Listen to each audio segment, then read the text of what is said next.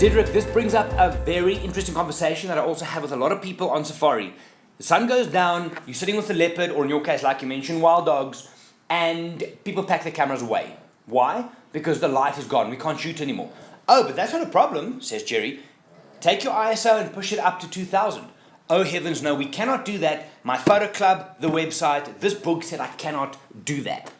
Now, I'm not sure, Diederick, you didn't tell me what mode you shoot in, but I'm going to go and think you're shooting in aperture mode because it works pretty well. Is the only way you can change your shutter speed. So think about this. Again, understanding the basics of photography. Once the light drops, you need to do one of three things in order to get more light into that camera to make sharp images. Number one, you need to open up your aperture so more light comes in. You should be there already if the light is down, yeah? Number two, you need to try and get a longer shutter speed, yeah? So more light comes in. But then the payoff on that is that you're going to get, especially with moving animals, with a long shutter speed when it's darker, you're going to get blurry images. You need a fast shutter speed to capture the action. And then ISO can be increased in order to make the camera more sensitive to light. In your case, you and I are sitting out in Madikwe, we're looking at wild dogs, the sun's going down, the wild dog starts doing flick-flacks and killing things. You want to get action shots at that time. The only thing you can do is pump that ISO up, move it up, and get a shutter speed of at least 1 over your focal length, i.e. you shooting on a 300mm lens, take the ISO up, keeping an eye on shutter speed, making sure that you get a shutter speed of at least 1 over 300, which is your focal length. You can shoot slower because vibration reduction and stuff does give us that. But as a minimum requirement, I would look at that. The answer then comes back, yeah, but I don't want grainy and noisy images.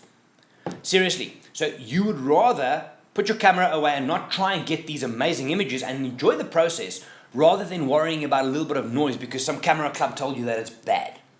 I would any day of the week rather shoot an image at 6400 ISO, and I have, get the image, clean it up a bit in Lightroom and things like Nix Define, which is amazing at reducing noise, and get the images.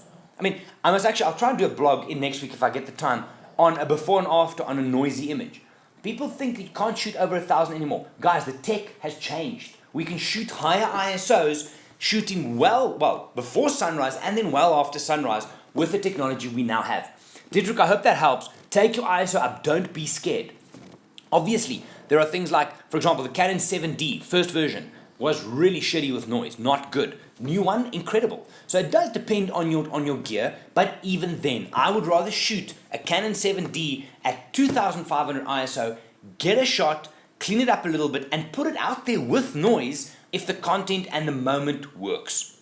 Don't lose shots because you're scared of high ISOs, and that's how you're going to get a fast shutter speed in order to create those sharp images as the sun goes down. It's good fun. My name is Gerry. I'm from Wild Eye. I'll see you guys.